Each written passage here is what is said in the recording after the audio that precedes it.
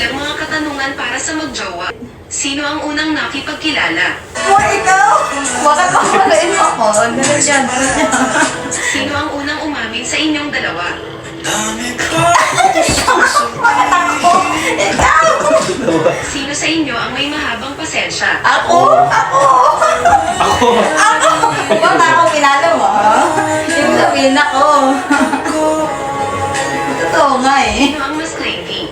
Ikaw?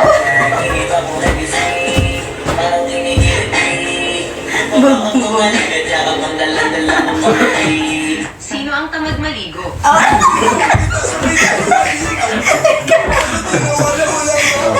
Sino ang mas antukin? Parehas lang tayo. Hindi ako tulog naman tayo sa Sino sarili ang ko. unang nang mamanya? Ikaw? Ako ba na mukha mo? Naman para sa Bakit mo naman pumalo, eh? Hindi ka tinamaan.